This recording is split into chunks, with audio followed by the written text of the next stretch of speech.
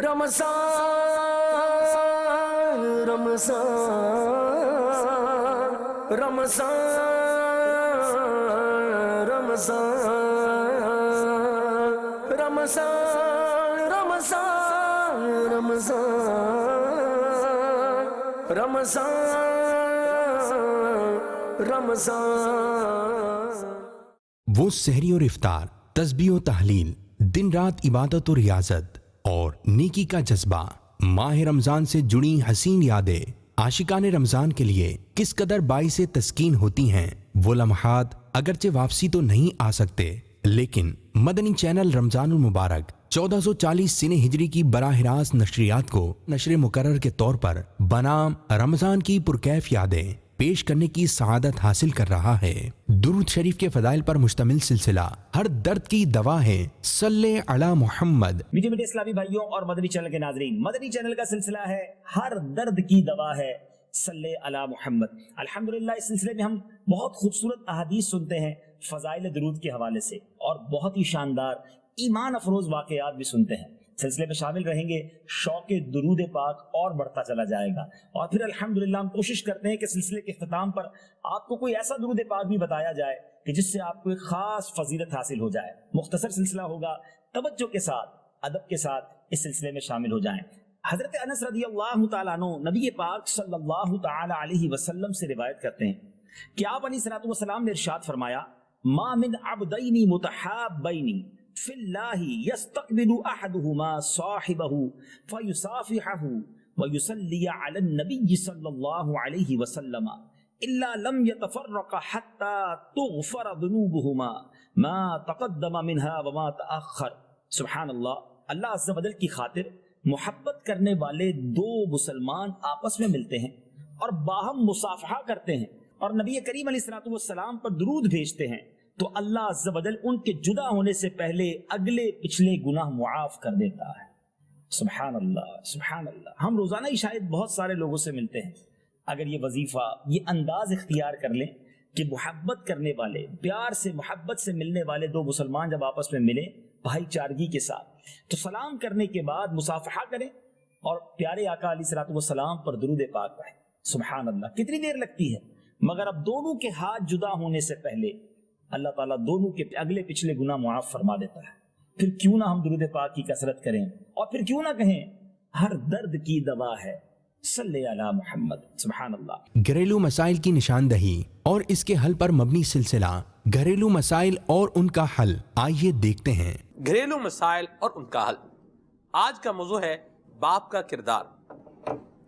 مدنی channel کے ناظرین، آپ یہ بتائیے کہ گھریلو مسائل کو حل کرنے میں باپ کا کردار کیا ہونا چاہیے؟ سیدی اللہ آپ کو برکتیں عطا فرمائے۔ آپ بھی ایک والد ہیں اور زمانے معاشرے کے اندر آپ نے بہت سارے والد دیکھے ہوں گے۔ آپ یہ فرمائیں کہ کیا والد بھی گھریلو مسائل کا حل بنتا ہے؟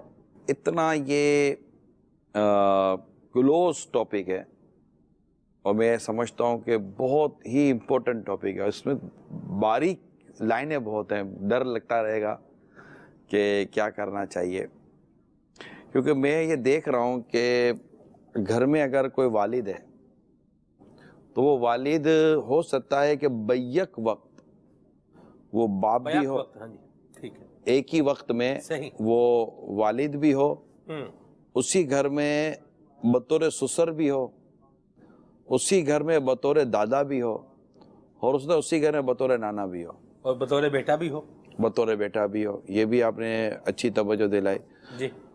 تو اب یہ کہ کہیں مطلب کہ یہ والد کا کردار ادا کرنے جاتا ہے تو سسر کا کردار ادا نہیں کر پاتا، کہیں سسر کا کردار ادا کرنے جاتا ہے تو پھر کچھ اور کردار میں یہ مار کھا جاتا ہے۔ لہذا ایک گھر کے اس بڑے مرد کا جو کردار ہے، یہ سمجھو کہ سب سے زیادہ میں سمجھتا ہوں کہ امپورٹنٹ ہے۔ ہو سکتا ہے مجھ سے ہی کوئی اختلاف کرے اس موضوع پر کہ سب سے زیادہ امپورٹنٹ کردار گھر میں ساس کا یا ماں کا ہوتا ہے، لیکن اختلاف کر سکتا ہے کوئی بھی، لیکن یہ ہمارے یہاں جو پریکٹس ہے نا، اس کو نہ ہی بہت زیادہ امپورٹنس دی جائے تو اچھا ہے، کیونکہ جو مین جس کو گھر ایک ادارہ ہے، صحیح، گھر ایک ادارہ ہے، اس ادارے دیکھیں یہ جیسے کہ ہماری یہ نشریات ہے نا، اس نشریات کا بھی ایک ناظم ہے جی، یہ مدنی چینل ہے نا، اس کا بھی ایک ناظم ہے. فیضان مدینہ مدنی چینل کے ساتھ ہے اس عمارت، اس کا الگ سے ایک ناظم ہے. درست فرمایا. الگ الگ اداروں کے الگ الگ ایڈمنسٹریٹر ہوتے ہیں، ناظم ہوتے ہیں، اس کے افسران ہوتے ہیں، اس کے سپروائزر ہوتے ہیں، جس سے وہ ادارہ یا اس ادارے کے اندر موجودہ نظام چل رہا ہوتا ہے. جی، والد جو ہے نا، یہ گھر ایک ادارہ ہے، اور اس ادارے کا جو سربراہ ہے نا، جو ناظم ہے، جو سپروائزر ہے مین، یہ ہے اصل میں وہ مرد ٹھیک، جس کو آپ والد کہیں. اور اگر وہ تھوڑا سا آگے جائے گا تو وہ اگر سسر کے طور پر ہے تو پھر بھی اس کی پوزیشن اور مزید، اس کو سمجھو کہ جیسے کہ اگر کسی کے 3 پھول لگے ہیں، اگر وہ سسر کے ساتھ ساتھ دادا ہو گیا ہے یا گھر میں اس کی اور پوزیشن اپ گریڈ ہو گئی ہے تو اس کا 1 پھول اور لگے گا، بیج لگ جائے گا، 2 چیزیں اور لگ جائیں گی، کوئی ستارہ بتارہ لگ جائے گا. اگر اس کی اتھارٹی بڑھ رہی ہے یا اس کی پوزیشن بڑھ رہی ہے تو کیا اس کے اندر سلجھا ہوا جو ایک معاملہ ہوتا ہے کیا وہ بڑھ رہا ہے؟ جی، کیا حکمت بڑھ رہی ہے؟ اس کے اندر قوت برداشت بڑھ رہی ہے، دیکھنے اور سمجھنے کی صلاحیت بڑھ رہی ہے؟ جی، یہ سب ہو، کیونکہ جب ایسا شخص جو ہے نا اگر صرف والد ہے جی، تو اس کی پوزیشن یہ ہوتی ہے کہ اس کو اپنے بیٹے اور اپنی بیٹیوں اور اپنے گھر کی جو بچوں کی امی ہیں اس کے ساتھ ایک اچھا کردار ادا کرنا پڑتا ہے، کیونکہ اس کی ذمہ داری ہے کہ وہ ان کی عین اسلام و دین اور شریعت کے مطابق تربیت کرے، اور ساتھ ہی سماجی اور اخلاقی اور رشتہ داری کے حوالے سے اس کی تربیت کرے بھی کرے. ٹھیک ہے، آپ درست فرما رہے ہیں. آپ نے کہا کہ اس کی برداشت بڑھے، جو مطلب جو اس کے تقاضے ہیں، جس طرح پوزیشن اہم ہوتی جاتی ہے اس طرح اس کے تقاضے بھی اہم ہوتے جاتے ہیں. لیکن حضور جو مشاہدہ ہے وہ یہ ہے، گھروں میں جو چیز ایک دیکھی جا رہی ہے وہ یہ ہے معاشرے کے اندر کہ جیسے جیسے عمر بڑھتی جاتی ہے ویسے ویسے برداشت جو ہے وہ کم ہوتی جاتی ہے. آپ یہ فرما رہے ہیں بھی اگر باپ تھا، سسر تھا، اب دادا بن گیا ہے تو یہ اس کی برداشت میں دیگر چیزوں میں اضافہ ہونا چاہیے. عمر بڑی ہو تو برداشت تو ختم ہو جاتی ہے. دیکھیں جو ہو رہا ہے نا وہ ہو رہا ہے، جو ہونا چاہیے میں اس کی بات کر رہا ہوں. آپ وہ بات کر رہے ہیں جو ہو رہا ہے، جی، میں اس کی بات کر رہا ہوں کہ ہونا یہ چاہیے. کیسے ہوگا یہ اصل میں یہ آپ دیکھیں نا، ایک بندہ ہے اس کی عمر ایک تو زیادہ ہو گئی ہے، عمر زیادہ ہو گئی ہے، بڑھاپے کی طرف آ گیا ہے، بڑھاپے کی طرف آ گیا ہے، بیماریاں بھی آ گئی ہیں، پھر جو بعض چیزوں پہ بندے کو ایک اتھارٹی ہوتی ہے وہ اتھارٹی بھی لوز ہوتی نظر آتی ہے. ایسے میں کیا کرتا ہے جب آدمی بوڑھا ہو جاتا ہے نا زیادہ، تو اپنے آگے اپنے اور بڑے بچوں کو وہ ایتھورائز کرتا رہتا ہے، صحیح، ان کو آگے بڑھاتا رہتا ہے بہت ساری چیزوں میں اپنی انوالومنٹ کے بجائے. پھر اپنی ایک مثال دیتا ہوں کہ جیسے ہمارا ایک نظام بنا ہوا ہے، جی، ایس ایچ او ہے، جی، ایس ایچ او کے اوپر ڈی ایس پی ہے، ڈی ایس پی کے اوپر اور افسر ہوتے ہیں، S P, S S P, D I G وغیرہ یہ ہوتے ہیں. اب ہر میٹر میں ڈی آئی جی انوالو نہیں ہوتا، ٹھیک، بڑے کیسز میں انوالو ہوتا ہے، اور جب بہت بڑا پرابلم ہو جاتا ہے وہ ٹوٹل سامنے آ جاتا ہے کہ بھائی کیا اب سارے افسران اس کے پیچھے چلے جاتے ہیں، ورنہ وہ ڈے ٹو ڈے کے کئی مسائل کو وہ نیچے سے حل کر رہا ہوتا ہے. اگر وہی ہر جگہ پر حل کرنا شروع کر دے تو سارا نیچے کا نظام کلپس ہو جاتا ہے. لہٰذا جب وہ کوئی بڑی پوزیشن پر آ جاتا ہے تو اپنے بچوں کو اور اپنے جو ینگ ہیں گھر میں اور دوسرے ہیں ان کو ایتھورائز کرتا چلا جاتا ہے، بیٹا تم سنبھالو. لیکن ان تمام کے پیچھے اس کی تربیت چھپی ہوئی ہوگی کہ بیٹا کیسے سنبھالو. جب وہ سنبھالنے کی مثال کے طور پر اگر کوئی والد سسر بن گیا ہے اور اگر اپنے بیٹے کو ایتھورائز کرنا چاہتا ہے کہ میں ہر معاملے میں نہیں بیتنے پڑ سکتا، بہو کے معاملات ہوتے ہیں، بچیاں بڑی ہو جاتی ہیں اس کے معاملات ہوتے ہیں، اس کے علاوہ گھر کے اور بھی معاملات ہوتے ہیں، تو بعض چیزیں ڈے ٹو ڈے کے میٹر میں بچوں کی امی کو تھوڑا ایتھورائز کرتا ہے کہ آپ یہ چیزیں دیکھ لیا کرو. مگر وہ یہ جو ایتھورائز کر رہا ہے نا، اختیارات کر رہا ہے، تو پیچھے اس کی جو حیثیت، اس کی جو پوزیشن ہے وہ ایگزسٹ کر رہی ہے. وہ اپنے آپ کو وہ اپنے آپ کو بالکل وہ سائلنٹ زون میں نہیں لے جاتا، سائلنٹ موڈ میں نہیں لیتا. گھر میں جو ہو رہا ہے اور اس کو پرواہ کچھ بھی نہیں ہے. تو والد ایسا نہیں ہوتا، گھر کا سربراہ ایسا نہیں ہوتا، گھر کا ایڈمن ایسا نہیں ہوتا. گھر کا ایڈمن کو نظر رکھنی پڑتی ہے آگے، مطلب بہت ساری ایسا نہیں ہوتا کہ وہ گھٹن کا ماحول پیدا کر دیتا ہے. وہ ایتھورائز کرتا رہتا ہے کہ بھئی یہ چیزیں بیوی کی اس میں آتی ہیں، اختیارات میں آتی ہیں. بچیوں کے لیے یہ تھوڑا سا ایک اچھا اور ایک پوزیٹیو اور ایک وائٹ ماحول مہیا کرتا ہے کہ ان کی حیا اور ان کی وہ چیزیں بھی باقی رہیں اور ساتھ ساتھ وہ گھر میں رہ کر گھٹن کا بھی شکار نہ ہو۔ آئیے دیکھتے ہیں مدنی منوں کی تربیت کے مدنی گلدستوں سے سجا سلسلہ بچوں کا رمضان کی چند جھلکیاں۔ میٹھی میٹھے اسلامی بھائیوں، مدنی چینل کے ناظرین، پیارے پیارے مدنی منوں اور میٹھی میٹھی مدنی منیوں، آج ایک مرتبہ پھر ہم سلسلہ لے کر آئے ہیں جس سلسلے کا نام ہے، ہاتھ اٹھا کے بولیں، میرا رمضان اور آپ کا رمضان سب کا ہے۔ تو آج کے سلسلے میں ہم پیارے پیارے سیگمنٹ لے کر آئے، مرحلے لے کر آئے۔ سب نے سب مانگا شر میں للکار لیا ہم کو، سب نے سب مانگا شر میں للکار لیا ہم کو، اے بے قصوں کے آقا، اے بے قصوں کے آقا، اب تیری دعائی ہے۔ میرے رب کا کلام قرآن مجید فرقان حمید ہے، جو میرے رب کا سچا کلام ہے۔ اس کا پڑھنا، پڑھانا اور سننا، سنانا سب ثواب کا کام ہے۔ قرآن پاک کا ایک حرف پڑھنے پر 10 نیکیوں کا ثواب ملتا ہے۔ چنانچہ پیارے آقا صلی اللہ تعالی علیہ وسلم کا فرمانے دل نشین ہے، جو شخص کتاب اللہ کا ایک حرف پڑھے گا اس کو ایک نیکی ملے گی جو 10 کے برابر ہوگی۔ میں یہ نہیں کہتا الف لام میم ایک حرف ہے، بلکہ الف ایک حرف، لام ایک حرف اور میم ایک حرف ہے۔ میرے بیان کا موضوع ہے اللہ کی نعمتیں۔ ہم میں سے ہر شخص کو اللہ تعالیٰ نے بے شمار نعمتیں عطا کی ہیں۔ آنکھ اللہ تعالیٰ کی اتنی بڑی نعمت ہے، اس کی قیمت کا اندازہ نابینا سے پوچھئے، کہ جو اپنے اس کی قیمت کا اندازہ نابینا سے پوچھئے، اس نے اپنے امی ابو کو نہیں دیکھا، اس کے دل میں کتنی حسرت ہوگی کہ کاش مجھے ایک لمحے کے لیے بھی دیکھنے کو مل جائے، میں اپنے ماں باپ کو ان آنکھوں سے دیکھوں، اللہ کی پیاری و مقدس کتاب کو دیکھوں، اپنے رب کے گھر کو دیکھوں،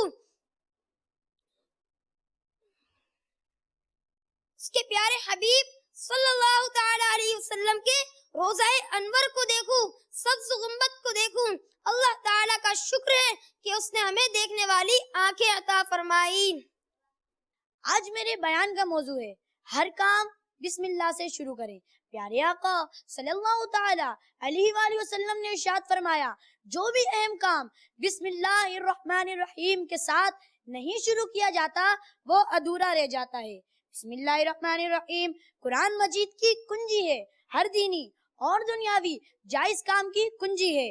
جو کام اس کے بغیر کیا جائے ادھورا رہتا ہے۔ ہر کام سے پہلے کھانا کھلانے، پینے یا پلانے، رکھنے اٹھانے، دھونے یا پکانے، پڑھنے پڑھانے، چلنے یا چلانے، دکان کھولنے یا بڑھانے، نعت شریف سنانے، بیان کرنے، جوتی پہننے، دروازہ کھولنے، بند فرمانے، الغرض ہر جائز کام کے شروع میں جبکہ کوئی معنی شر نہ ہو بسم اللہ الرحمن الرحیم پڑھنے کی عادت بنا کر اس کی برکتیں لوٹنا عین سعادت ہے۔ بابو ماشاءاللہ ہمارے ان بچوں نے بہت اچھی تیاری کی تھی اور بہت اچھے انداز پر ماشاءاللہ ان کی کوششیں تھی، اور اسی طرح سے اگر انہوں نے اپنی یہ کوششیں جاری رکھی تو بہت اچھے مبلغ انشاءاللہ یہ ثابت ہوں گے۔ یہ آکے مدنی چینل پہ بڑے بڑے بیانات بھی کر سکتے ہیں، کیونکہ اسٹارٹ اسی طرح ہوتا ہے، کوششیں بھی ہیں صحیح صحیح، اور یہ ایک حصہ بھی لے رہے ہیں مدنی چینل کے اس طرح کے مقابلے کے اس میں سلسلے میں۔ امید ہے کہ انشاءاللہ تعالی مزید بہتری آئے گی ان کے بیانات کے اندر۔ آج جو سب سے پہلا نمبر لیا ہے احسن اتاری، جنہوں نے بیان کیا میرے رب کا کلام کے موضوع پر۔ احسن بھائی میرے خیال سب سے چھوٹے بھی لگ رہے ہیں یہ، لیکن ان کا انداز بیان واقعی میں بہت خوبصورت تھا۔ خود اعتمادی، روانی، اللہ تعالیٰ ان کو مزید برکتیں عطا فرمائے، اور تلفظ بھی بہت ہی شاندار تھے۔ تو ان کو تحفہ نہیں ملے گا، یہ بغیر تحفہ لیا۔ بھائی آپ پہلے نمبر پہ آ گئے، بہت اچھا لگا۔ ارے واہ بھائی واہ، ان کو تو بہت اچھا لگا۔ اب دوسرے نمبر والے بس ایک چیز تھی کہ بیان وقت سے پہلے ختم نہیں ہوا تھا، یعنی بیان چلتا رہا اور وقت ختم ہو گیا. کوشش یہ کی جائے کہ بیان کو وقت سے پہلے ہی اختتام پذیر کر لیا جائے. ایسا تو شاید سوچ رہے ہوں بس اب پہلے نمبر پہ آ گئے نا، اب بیان دیکھیں گے اگلی مرتبہ آ کے. تو نیکسٹ ٹائم کے لیے بھی جو بھی مدنی منع آئیں گے تو ان کو بھی اس بات کا خیال کرنا ہے. ٹھیک ہے. اور دوسرے نمبر پر آنے والے ہمارے جو مدنی منع ہیں ان کا نام ہے غلام مصطفیٰ، جنہوں نے بیان کیا آخر میں ہر کام بسم اللہ سے شروع کیجیے. انہوں نے 9 نمبر حاصل کیے ہیں. ان کا بھی انداز بیان ماشاءاللہ بہت خوبصورت اور بہت اچھا تھا، متاثر کن تھا. اللہ تعالیٰ ان کو بھی برکتیں عطا فرمائے. اور تیسرا جو نمبر لیا ہے جو آج تحفہ لے کر رخصت ہوں گے ان کا نام ہے اوصاف اتاری. بہت خوبصورت بیان کیا اللہ تعالیٰ کی نعمتوں پر، بہت ہی پیارے انداز پر بیان کرتے رہے. 1-2 جگہ پر بس انہیں رکنا پڑا تھا، اس وجہ سے پیچھے رہ گئے. اگر ہمارے بس میں ہوتا تو ہم آپ تینوں کو آگے بڑھا دیتے، لیکن سلسلے کا فارمیٹ یہ ہے کہ ایک کو تحفہ دے کر ہمیں رخصت کرنا ہوتا ہے. بھائی آپ اسی لیے وہ تحفہ ہم نے آپ کے لیے رکھا. مختلف بیمار اور معذور بچوں کی دل جوئی کے لیے آپ نے ملاحظہ کیا سلسلہ ہمدردی. عاشقان رسول سلسلہ ہمدردی آپ ملاحظہ کر رہے ہیں، اور ماشاءاللہ امیر سنت کے پاس والد سرپرست ان کے بھائی وغیرہ کا آنے کا سلسلہ جاری ہے. بیمار اور جسمانی حوالے سے کچھ نہ کچھ مسائل کا شکار بچے ان کے ساتھ ہوتے ہیں، غمزدہ پریشان حال. اسلامی بھائیوں کے ساتھ ہمدردی کا سلسلہ سیکھنے کو بھی ملتا ہے کہ ہم نے ہمدردی کس طرح کرنی ہے، دلجوئی کس طرح کرنی ہے، غمخواری کس طرح کرنی ہے. آج بھی ہمارے ساتھ ایک اسلامی بھائی شامل ہیں. حضور آپ کا نام؟ محمد ندیم اتاری. محمد ندیم اتاری. اچھا بتائیں کیا ہوا بچے کو؟ یہ بچپن سے ہی جو ہے نا، جب پیدا ہوا تھا تو اس کے بعد اس کو یہ تکلیف ہو گئی تھی کہ اس کو آکسیجن نہیں ملا تھا، تو اس کے آکسیجن کی وجہ سے جو ہے نا اس کے دماغ پہ شارٹ لگ گیا. تو ابھی اس کو دماغی کمزوری ہے، نہ بیٹھتا ہے نہ چلتا ہے نہ بولتا ہے، مگر سمجھ تھوڑی بہت ہے. مسلس ان کے کمزور ہیں، یہ پاؤں کے یہ کنٹرول نہیں ہے، کنٹرول جو ہوتا ہے نا وہ نہیں ہے اس کے پاس. البتہ یہ کہ ایسے جو بچے ہوتے ہیں یا آدمی ہوتے ہیں ان کی عقل سلامت ہوتی ہے، بیچارے سمجھ سب رہے ہوتے ہیں، بول نہیں پاتے، بولتے اس طرح کے عام لوگ سمجھ. ابھی آپ کے پاس آئے نا تو انہوں نے ہاتھ باندھے. اللہ.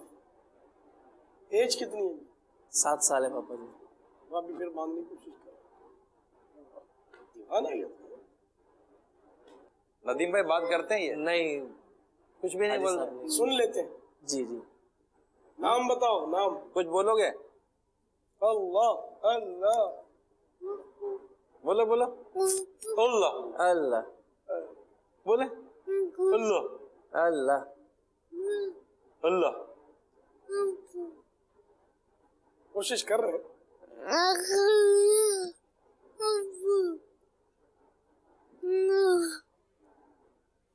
یہ میرے پیر مرشد کا کرم ہے کہ یہ کر رہے ہیں ایسا، نہیں تو گھر پہ تو یہ صرف پپا پپا کرتے ہیں. یہاں تو یہ کم سے کم مائک تو پکڑ لیا ہے انہوں نے. آپ نے گھر پہ پپا پپا کے ساتھ اللہ اللہ بولنا سکھانا نہیں ہے، سکھایا ہے اس کو، بولا اللہ اللہ. ہاں اللہ اللہ بھی سکھاتے ہیں.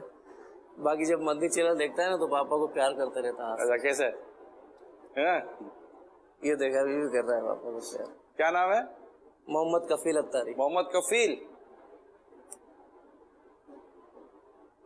بابا بابا محمد کفیل.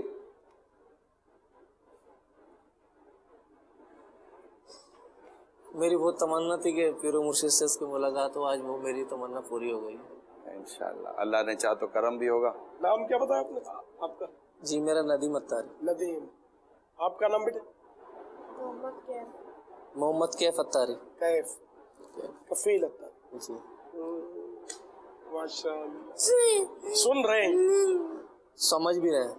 سن بھی رہے. سمجھ بھی. ڈاکٹر کیا کہہ رہے ہیں؟ کوئی علاج کے حوالے سے کچھ آگے کی امید دلا رہے ہیں کوئی؟ حاجی صاحب یہ ڈاکٹر نے یہ کہا ہے کہ یہ ابھی بچہ جیسے 7 سال کا ہے نا، تو آپ یہ سمجھیں یہ 2 سال کی عمر میں گروتھ پیچھے ہے اس کی. اچھا.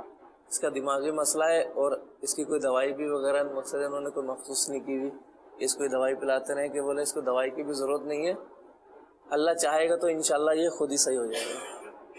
میں نے سب جگہ ہاسپٹلوں میں جو بڑے ہاسپٹل ہیں پاکستان کے اس میں دکھایا، یہاں تک کہ ماشاءاللہ یہ جو ہے نا اپنے خواجہ غریب نواز کو مزار پہ حاضری دے چکے ہیں. الحمدللہ. تعلق ان کا ننیال کا تعلق بریلی شریف. بریلی شریف. بریلی شریف سے. اللہ اللہ.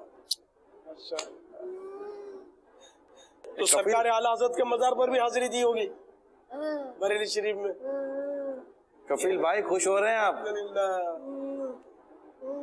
वाह भाई।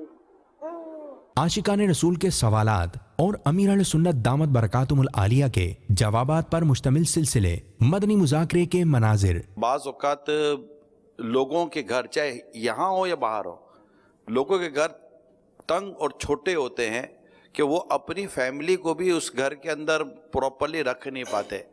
ऐसे में बाज़ औक़ात अगर कोई मेहमान बनकर चला जाए तो उसके लिए क्या कोई आदाब है या उसके लिए भी कोई कुछ उसूल बनते नहीं बनते? अब मौका मेल देखकर के बाद ऐसे बेचारे होते हैं कि फिर वो घर की जो होती है ना, जो भी खातून, वो बेचारी किचन में होती है, किचन में रहती है।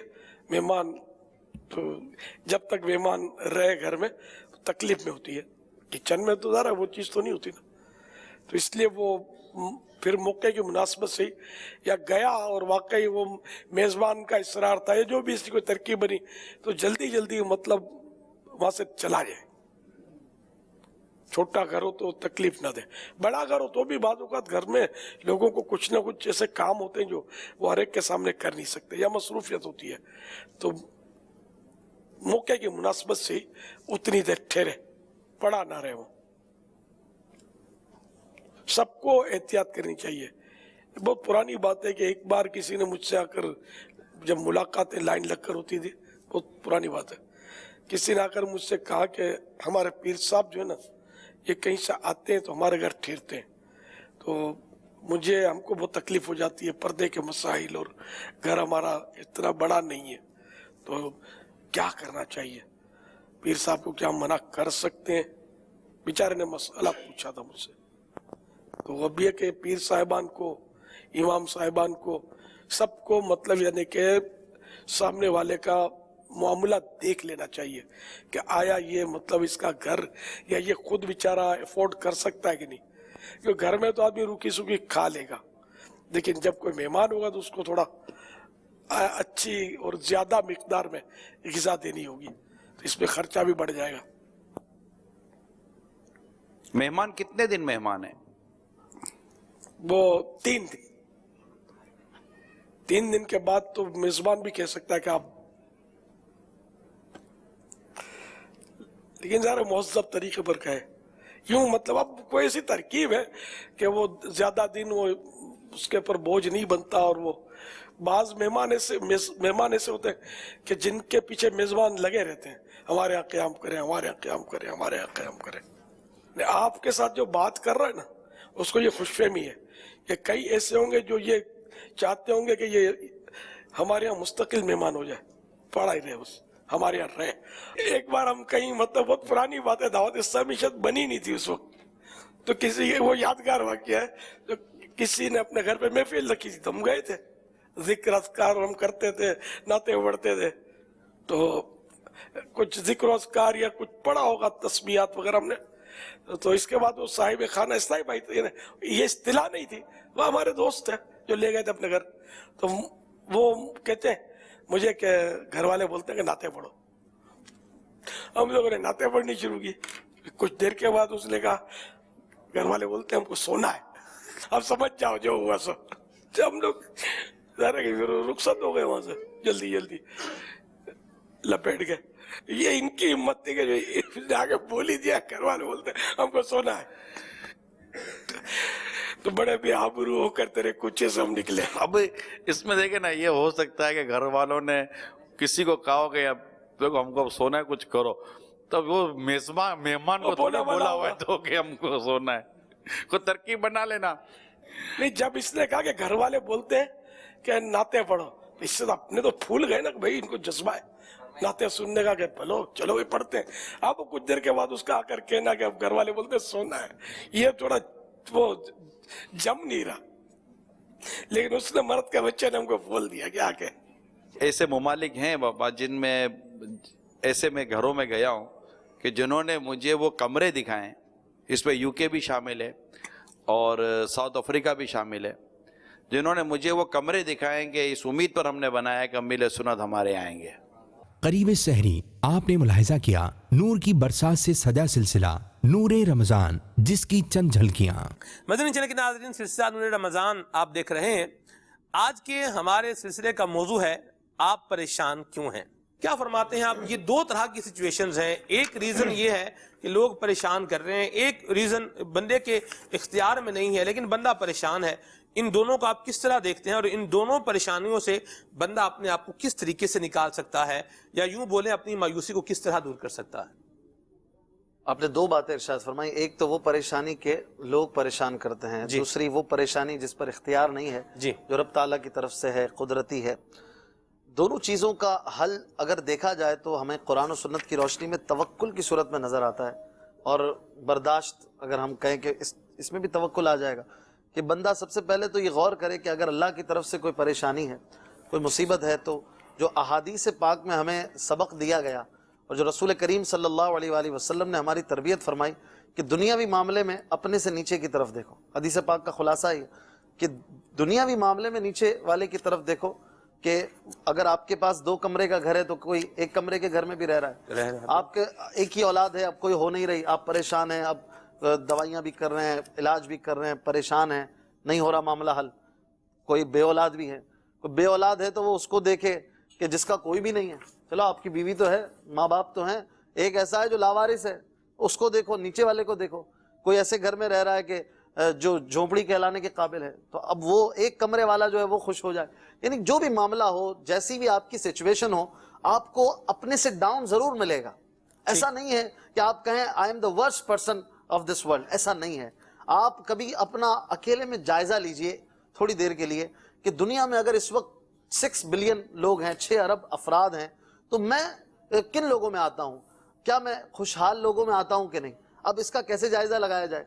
आप ये सोचें कि अल्लाह ने मुझे छोटी मोटी सवारी भी दी है, मैं एक मोटरसाइकिल ही सही मेरे पास है, या मैं बस में सफ़र करने की ताकत रखता हूँ, इतना हूँ, ठीक है, मैं 2 वक्त की रोटी भी खा लेता हूँ, मेरे बच्चे भी भूखे नहीं सोते, खाना खा लेते हैं, महीने के आखिर में बिल भी भर लेता हूँ, मेरी ज़रूरियात पूरी हो रही हैं। दुनिया में ऐसे कितने अफराद होंगे, तो ऐसे करोड़ों अफराद हैं जो रात को भूखे सो रहे हैं, ऐसे कितने बच्चे हैं जो भूखे सो रहे हैं, ऐसे कितने लोग हैं जिनको छत मुयस्सर नहीं है। अल्लाह ताला ने मुझे उन करोड़ों में रखा है कि जो अपनी छत के नीचे सो रहे हैं, जो पेट भर के सो रहे हैं, जिनका घर खर्च चल रहा है, और बीमार है तो वो अपने से नीचे वाले बीमारों को देखे कि मैं तो घर में बीमार हूँ, लोग आईसीयू में पड़े हैं, कोई कहाँ सीसीयू में पड़ा है। इस तरह से जब अपने से नीचे वाले को देखेगा तो उसकी परेशानी ऑटोमेटिकली कम होगी और इंशाअल्लाह फिर अल्लाह ताला का शुक्र भी अदा करेगा। बाज़ चीज़ें तो वो हैं जो जिसको हम खामखा परेशानी ख्याल कर रहे होते हैं कि मैं बहुत परेशान हूँ, मैं बहुत परेशान हूँ, और उसका सबब वो बाज़ औक़ात ऐसी चीज़ें होती हैं या वो परेशानी जिसको हमने ओढ़ लिया है वो परेशानी होती ही नहीं। वो परेशानी इसलिए नहीं होती कि उसका हल ना तो उस परेशानी में मुब्तला होना अपने सबब से था और ना उससे बाहर निकलना अपने सबब से है, बल्कि बाज़ औक़ात वो अल्लाह तबारक तआला की जानिब से एक आजमाइश हुआ करती है और उस पर सब्र करके बंदा उस आजमाइश से बाहर आ सकता है। ज़िंदगी के अंदर बहुत सारे मामलात ऐसे होते हैं, बाज़ औक़ात आदमी शिकवा शिकायत कर रहा होता है कि औलाद का ना होना, इसी तरह किसी शख्स की इनकम कम है, अच्छा, और उसने अपना जो अखराजात हैं वो इस कदर बढ़ा लिए हैं, इस कदर बढ़ा लिए हैं, ना इनकम बढ़ सकती है और ये अपने जो अखराजात हैं उनको कम करने के लिए तैयार नहीं है। और अब ये कहे कि जी मेरी परेशानी का हल निकाल दें कोई, तो भाई इस परेशानी का हल आपके पास खुद मौजूद है। अगर आप चाहें दोनों में से किसी एक को, या तो अपनी ज़रूरियात को या अपनी ख्वाहिशात हैं जिनको आप जो आपकी परेशानी का सबब बन रही हैं, या तो उन्हें कम कर लें, या फिर जो आपकी इनकम है, आपकी तनख्वाह है, उसे बढ़ा लें। आप कहते हैं जी तनख्वाह तो मैं नहीं बढ़ा सकता, तो भाई वो जो ज़रूरियात हैं या जो आपकी ख्वाहिशात हैं वो आपके हाथ में है, उसको आप कम कर सकते हैं, तो आप उसे कम करके सुकून में आ सकते हैं। इसलिए बंदे को चाहिए कि मुख्तलिफ अंदाज में गौर करे। बाज़ चीज़ें वो हैं कि जो ज़िंदगी का हिस्सा हुआ करती हैं, बाज़ गुनाह ऐसे होते हैं जिसकी वजह से बंदे पर आजमाइशें, परेशानियां, दीगर चीज़ें आ जाती हैं। जैसे बाज़ हदीस मुबारका में अल्लाह के प्यारे महबूब सल्लल्लाहु तआला अलैहि वसल्लम ने बाज़ चीज़ों के मुतालिक रहनुमाई फरमाई। अब जैसे कोई शख्स वीरान जगह में تنہا جا کے اتر جاتا ہے سواری سے, اندھیری جگہ میں ہے, ویران جگہ ہے, وہاں جا کے وہ پڑاؤ کر لیتا ہے. اب اس کے بعد اسے کوئی پریشانی پہنچتی ہے, کوئی مصیبت آتی ہے, تو اب یہ اس کا اپنا ہاتھوں کا کمایا ہوا ہے, یہ اسے پہنچ کر رہے گی. اس سے بچنے کا طریقہ کار یہ ہے کہ وہ ایسا کام ہی نہ کرے جو پریشانی کو لانے والا ہے. مثال کے طور پر کوئی شخص اگر کلہاڑی پر پاؤں مارے گا اور وہ کہے کہ مجھے تکلیف بھی نہ ہو, یہ نہیں ہو سکتا. جب آپ غلط کام کریں گے تو اس کا کچھ نہ کچھ اثر ہوگا. اس لیے آپ پریشان ہیں, کس لیے پریشان ہیں اس پر غور کر لیجئے. کہیں ایسا تو نہیں کہ وہ پریشانی نہیں ہے, بلکہ میں نے اس کو اوڑھ لیا ہے کہ میں پریشان ہوں. بعض اوقات شرن اور بعض اوقات معاشرتی طور پر اخلاقی اعتبار سے انسان کی کچھ ذمہ داریاں ہوتی ہیں جو اس نے زندگی گزارنے کے ساتھ ساتھ پوری کرنی ہوتی ہیں, کیونکہ انسان جنگل میں تو نہیں رہ رہا, تنہا تو نہیں رہ رہا. جب لوگوں کے ساتھ رہے گا, اس کے تعلقات ہوں گے, تو کچھ ذمہ داریاں اس کے سر آئیں گی.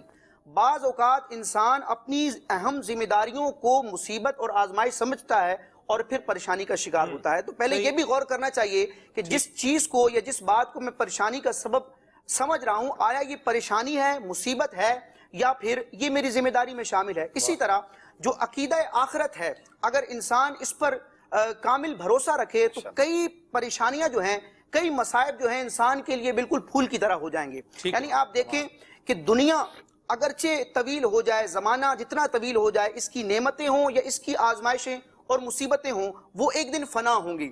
اور اس کے مقابلے میں جو آخرت ہے, اس کی مصیبتیں بھی باقی ہیں, ہمیشہ رہنے والی ہیں, اور اس کی نعمتیں بھی ہمیشہ رہنے والی ہیں.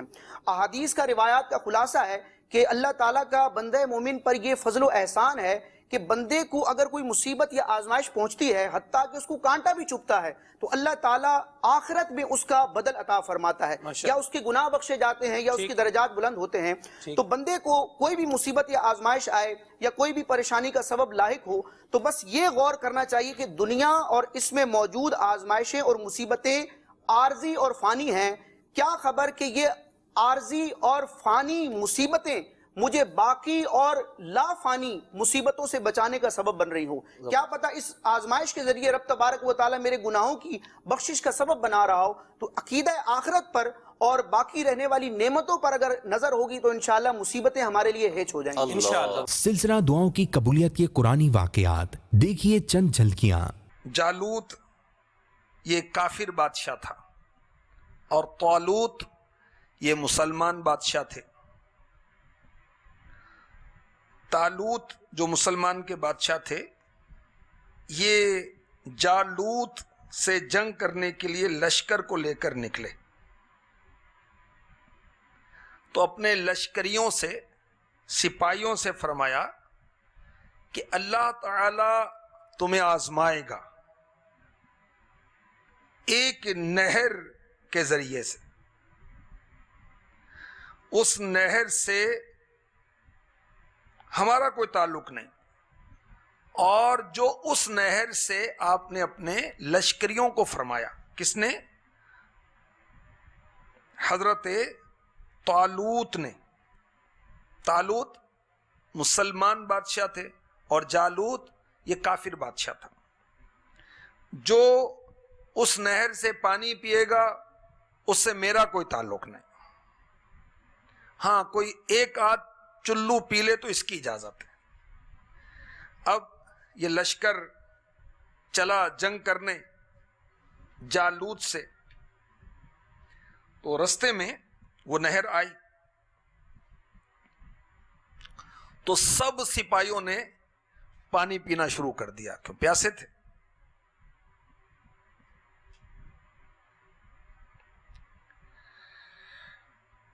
تین 313 سپاہی وہ اس عہد پر برقرار رہے.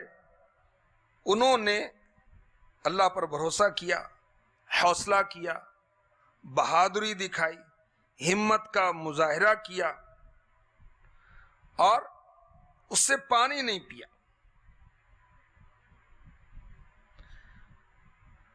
قرآن پاک میں پارہ 2 سورہ بقرہ آیت نمبر 249 میں ذکر ہوتا ہے. وہ بولے بولے وہ جنہیں اللہ سے ملنے کا یقین تھا کہ بارہا کم جماعت غالب آئی ہے زیادہ گروہ پر اللہ کے حکم سے، اور اللہ صابروں کے ساتھ ہے۔ کافر بادشاہ کا بڑا لشکر تھا، بڑا طاقتور تھا، بڑا زور تھا، بڑی کثرت تھی۔ جب یہ کامل ایمان والے جالوت اور اس کے لشکر کے سامنے پہنچے تو اب انہوں نے دعا کی۔ مشکلات میں دعا کرنی چاہیے، پریشانیوں میں اللہ سے دعا کرنی چاہیے۔ کیا دعا کی؟ پھر جب سامنے آئے جالوت اور اس کے لشکروں کے عرض کی، اے رب ہمارے ہم پر صبر انڈیل دے اور ہمارے پاؤں جمے رکھ اور کافر لوگوں پر ہماری مدد کر۔ وہ انداز بیان جس کے طفیل بدلی کئی لوگوں کی زندگیاں۔ آج یہ دیکھتے ہیں سنت بھرے بیان کے مناظر۔ صحابہ کرام علیہ رضوان فرماتے ہیں، اب یہ ایک ادائے مبارک کہ پیارے آقا صلی اللہ تعالی علیہ وآلہ وسلم نے کبھی بھی آرام کی جگہ جہاں آرام کیا جاتا ہے، کبھی بھی آرام کی جگہ کو عیب نہ لگایا۔ اگر بستر بچھا دیا جاتا تو اس پر آرام فرماتے، اور اگر نہ بچھایا جاتا تو زمین پر ہی آرام فرما ہو جاتے۔ یہ کتنی پیاری ادا ہے۔ میرے آقا صلی اللہ تعالیٰ علیہ وسلم کی سیرت پاک کا ایک بڑا خوبصورت میں آپ کو پہلو بیان کروں۔ آپ پیارے آقا صلی اللہ تعالیٰ علیہ وآلہ وسلم ایک ایزی وے، آرام اور کمفرٹیبل میسج دیتے تھے نا آدمی، مطلب دقت والا انداز جو تعلیم ہے آپ کی ہمیں اس میں دقت نہیں ہے۔ مثال دیتا ہوں، نبی پاک صلی اللہ تعالیٰ علیہ وسلم گھر تشریف لاتے ہیں، ارشاد فرماتے کھانے کو کیا ہے؟ کہا گیا کچھ نہیں۔ فرمایا میں روزے سے ہوں، تو میں روزے سے ہوں۔ اتنی سی بات ہو گئی۔ ہمارا انداز کھانے میں کیا ہے؟ کچھ نہیں۔ کھانے میں کچھ نہیں، کھانے میں کچھ نہیں، بھوکا مرو۔ آپ جناب مطلب اتنا غصہ آتا ہے کہ گھر والوں کو کھا جائے۔ کھانا نہیں ہے تو گھر والوں کو کھا جائے گا۔ ارے بھائی گھر والوں کو کھانے سے اچھا غصہ کھا جا بھائی، نرم ہو جا بھائی، مہربانی کر نرم ہو جا، نرمی کر۔ اتنی چیخو پکار کرنے سے، تیش میں آنے سے گھر کا ماحول برباد ہو جاتا ہے۔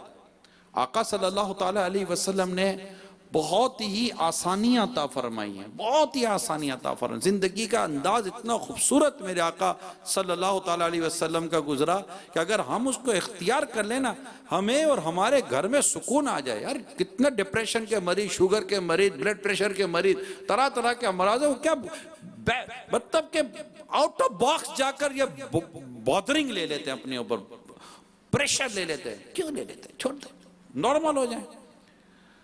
اگر ہمارے بستر کے اندر بھی کوئی پرابلم ہو تو ہم چیخو پکار کر دیں۔ آقا صلی اللہ تعالیٰ علیہ وسلم کا انداز کتنا خوبصورت، بستر کو، سونے کی جگہ کو کبھی عیب نہ لگایا، جہاں آرام فرمانا ہے جہاں سونا کبھی عیب نہ لگایا۔ اگر سرکار صلی اللہ تعالیٰ علیہ وسلم کے لیے بستر بچھا دیا جاتا تو اس پر آرام فرما لیتے، اور اگر نہ بچھایا جاتا تو زمین پر ہی آرام فرما لیتے۔ کتنی خوبصورت ادا ہے۔ امیل سنت نے لکھا ہے نا، ہے چٹائی کا بچھونا کبھی خاک ہی پہ سونا،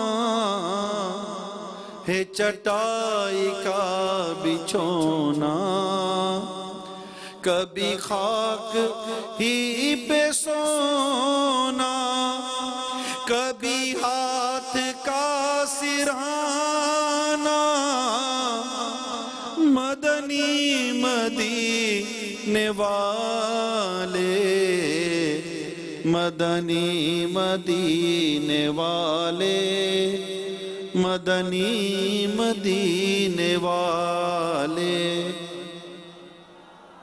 یہ میرے آقا کی شان تھی۔ یہ تو ایک ادا ہو گئی، ٹھیک ہے۔ ہمیں بھی کبھی موقع ملے گا تو ہم بھی اس ادا کو ادا کریں گے انشاءاللہ۔ اور جب کوئی پوچھے گا تو یہ کیا کر رہے ہو تو کیا جواب دیں گے؟ کسی کی ادا کو ادا کر رہا ہوں، محمد کی سنت ادا کر رہا. جبکہ وہ سنت ہو، سنت کو تبھی سنت کہیں گے کہ جب وہ ادا، ہر ادا سنت نہیں کہی جاتی، ہر سنت ادا ضرور ہے. کسی کی ادا کو ادا کر رہا ہوں، محمد کی سنت ادا کر رہا ہوں. آئیے دیکھتے ہیں قرآن فہمی پر مبنی سلسلہ قرآن کے عنوان. بخل ایسی بری چیز ہے مدنی چینل کے ناظرین کہ جس کی بنا پر انسان بخیل شخص جو ہوتا ہے، جس کا مال خرچ کرنے کو دل نہیں کرتا، مال ہونے کے باوجود بھی وہ اس مال سے فائدہ نہیں اٹھاتا، گویا کہ ایک جمع کرنے کی ایسی طمع، لالچ، ایسی محبت دل میں داخل ہو جاتی ہے کہ میں بس جمع کرتا رہوں، خرچ نہ کروں. تو وہ شخص جمع ہی کرتا رہتا ہے، اور جمع کرتے کرتے کرتے اس کی زندگی کی گویا کہ سانسیں پوری ہو جاتی ہیں، لیکن وہ شخص اپنی اس طمع کو، اپنے اس لالچ سے گویا کہ سیر نہیں ہوتا، اور وہ مال کو اپنے سینے سے لگائے رکھتا ہے. کنجوس شخص بعض اوقات ہوتا ایسا ہے کہ دوسروں پر خرچ کرنا، ایک تو یہ کہ دوسروں پر خرچ کرنا، وہ اس سے بھی اپنی جان چھڑاتا ہے. اللہ کے حقوق جو اس کے ذمے ہیں وہ اس کو بھی ادا نہیں کرتا، اور پھر سب سے یوں اہم کہ اپنے آپ پر بھی خرچ کرنا، وہ اس سے بھی کنجوسی کرتا ہے، وہ بخل کرتا ہے. یہاں تک کہ اپنے بچوں پر خرچ کرنا، اس سے بھی وہ بخل کرتا ہے. تو بخل یہ اللہ کو پسند نہیں ہے. بخیل شخص کی مذمتیں قرآن میں بھی ہیں، بخیل شخص کی مذمت حدیث میں بھی ہے. انسان کو بخل والا نہیں ہونا چاہیے، انسان کو کھلے دل کا مالک ہونا چاہیے. جس پر خرچ کرنا اس کے شرعی طور پر ذمہ داری ہے، جس پر خرچ کرنا اس کا عام عرف و رواج کے مطابق بھی اس کی ذمہ داری بنتی ہے، تو اس پر اس کو خرچ کرنا چاہیے. دل سے، خوش دلی سے اپنے مال کو وہاں خرچ کرے، اللہ اپنی رحمت سے بڑھا دے گا. جی ہاں، انفق ینفق کا وعدہ ہے، تم خرچ کرو تم پر خرچ کیا جائے گا، تم خرچ کرو تم پر خرچ کیا جائے گا. لیکن جب انسان بخل کرتا ہے اور بخیل ہو کر بیٹھ جاتا ہے تو اس کے لیے بہت سی قرآن میں بھی فائدے ہیں، حدیث میں بھی ہیں. آج قرآن کا یہ عنوان کے اندر ہمارا یہ موضوع ہے بخل، اور قرآن پاک میں کئی مقامات پر بخل سے متعلق اللہ تبارک و تعالیٰ نے مذمتیں بیان فرمائی. ایک آیت مبارکہ جس میں ارشاد فرمایا، بسم اللہ الرحمن الرحیم، وَلَا يَحْسَبَنَّ الَّذِينَ يَبْخَلُونَ بِمَا آتَاهُمُ اللَّهُ مِنْ فَضْلِهِ هُوَ خَيْرًا لَهُمْ بَلْ هُوَ شَرٌّ لَهُمْ سَيُطَوَّقُونَ مَا بَخِلُوا بِهِ يَوْمَ الْقِيَامَةِ وَلِلَّهِ مِيرَاثُ السَّمَاوَاتِ وَالْأَرْضِ وَاللَّهُ بِمَا تَعْمَلُونَ خَبِيرٌ. اور جو لوگ اس چیز میں بخل کرتے ہیں جو اللہ نے اپنے فضل سے دی ہے، وہ ہرگز اسے اپنے لیے اچھا نہ سمجھے، بلکہ یہ بخل ان کے لیے برا ہے. ان قریب قیامت کے دن ان کے گلوں میں اسی مال کا طوق بنا کر وہ ڈالا جائے گا جس میں انہوں نے بخل کیا. اللہ ہی آسمانوں اور زمین کا وارث ہے، اور اللہ تمہارے کاموں سے خبردار ہے. اس آیت مبارکہ میں بخل کی مذمت کو بیان کیا گیا، اور بکثرت مفسرین نے اس سے مراد زکوٰۃ کے اندر بخل کرنا وہ مراد لیا ہے. رمضان کی مہک سے مہکتا سلسلہ خوشبوئے رمضان کی چند جھلکیاں. آج ہم کوشش کریں گے کہ ان اعمال کا، ان لوگوں کا تذکرہ کریں، ان لوگوں کی بری صفات کا تذکرہ کریں کہ جن کو اللہ تبارک و تعالی ہدایت عطا نہیں فرماتا، اور خود قرآن نے جن کے بارے میں فرمایا کہ یہ وہ لوگ ہیں کہ جنہیں اللہ تبارک و تعالی ہدایت سے محروم رکھتا ہے. اللہ تبارک و تعالی جس کو ہدایت عطا فرمائے یہ اس کے لیے بہت بڑی نعمت ہے اور بہت بڑی سعادت ہے، اور بدبختی ہے ایسے شخص کے لیے کہ جو اللہ تبارک و تعالی کی ہدایت سے محروم رہے. جہاں قرآن پاک اللہ تبارک و تعالیٰ نے لوگوں کی ہدایت کے لیے بھیجا، وہیں اپنے انبیاء کرام علیہم الصلاۃ والسلام، انبیاء کے بعد اولیاء کرام، یہ سب مرکز ہدایت ہیں۔ اللہ تعالیٰ قرآن پاک میں ارشاد فرماتا ہے ذالک الکتاب لا ریب فیہ ھدی للمتقین، یہ وہ بلند رتبہ کتاب ہے کہ جس میں شک کی کوئی گنجائش ہی نہیں ہے، اور یہ متقین کے لیے ہدایت ہے، یعنی جو اہل تقوی ہیں، متقی ہیں، پرہیزگار ہیں، ان کے لیے تو یہ ہدایت کا سرچشمہ ہے، باقی وہ جو گناہ گار ہیں وہ بھی اس کو پڑھ کر ہدایت پاتے ہیں۔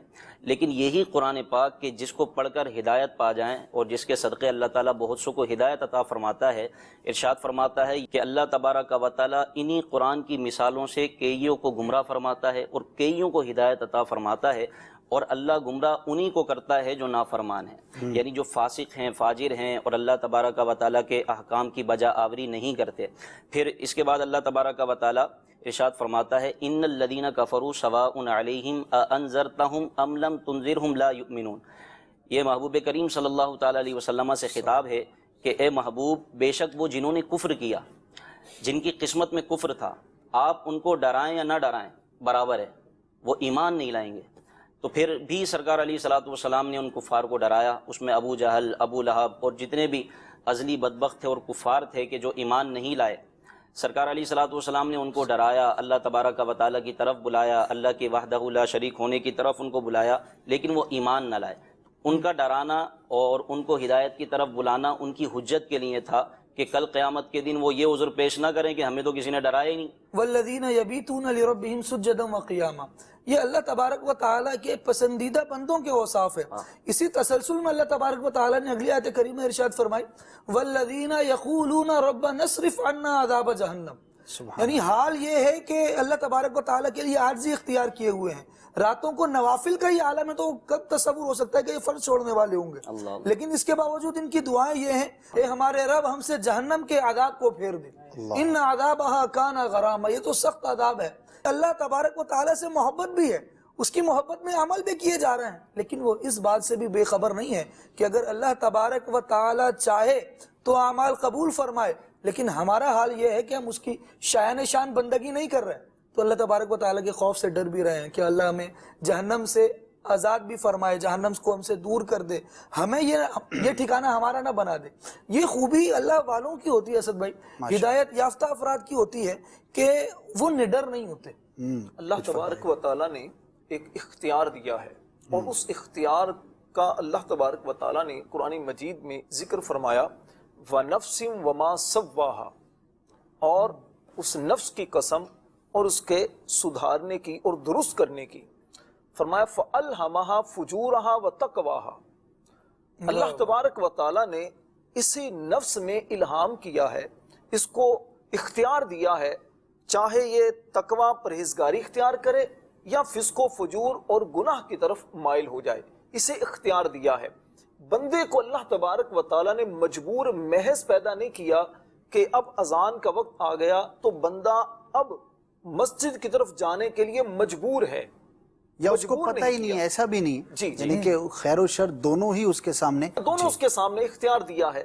اب اگر وہ مال پر نماز کو ترجیح دیتا ہے، جی وہ بندہ دنیا پر آخرت کو ترجیح دیتا ہے، تو یقیناً وہ کامیاب و کامران ہے۔ قرآن مجید درست مخارج کے ساتھ پڑھنے کے لیے آپ نے ملاحظہ کیا سلسلہ قاعدہ اور قرآن، دیکھیے اس کے مناظر۔ پیارے مدنی منو، سبق نمبر 5 کھول لیجئے۔ آج ہم تنوین کا سبق پڑھیں گے۔ تنوین کیا ہے؟ تنوین 2 زبر، 2 زیر اور 2 پیش کو تنوین کہتے ہیں۔ جس حرف پر تنوین ہو اسے منون کہتے ہیں۔ تنوین نون ساکن ہوتا ہے جو کلمے کے آخر میں آتا ہے، اس لیے تنوین کی آواز نون ساکن کی طرح ہوتی ہے۔ جیسے ہم پڑھتے ہیں حمزہ 2 زبر ان، تو اس کے آخر میں نون ساکن کی آواز آ رہی ہے۔ حمزہ 2 زبر ان اور حمزہ نون زبر ان، پڑھنے میں دونوں ایک جیسے ہی ہیں، دیکھنے میں اور لکھنے میں جو ہے یہ الگ الگ ہے کہ وہ 2 زبر ہے اور یہ حمزہ نون زبر ان ہے، پڑھنے میں دونوں ایک ہی ہیں۔ تو تنوین کی آواز نون ساکن کی طرح ہوگی۔ آئیے اب ہم اپنے سبق کو پڑھنا شروع کرتے ہیں، میرے ساتھ پڑھ لیجئے۔ بسم اللہ الرحمن الرحیم، بسم اللہ الرحمن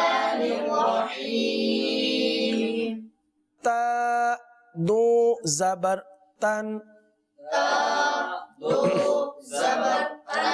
تا دو زیر تین تا دو پیش تن تن تین تن. جی ہاں، اب یہاں دیکھیں یہ تا حرف تھا جو کہ ہم نے باریک پڑھا. اب اس کے بعد والا حرف جو ہے وہ تو ہے، اس کو پر پڑھیں گے. تو دو زبر تون، تو دو زیر تین، تو دو پیش تن، تون تین تون. آگے ہے زا، زا دو زبر زن، زا دو زیر زن، زا دو پیش زن، زن زن زن. آگے ہے لال دو زبر لن، لال دو زیر لن،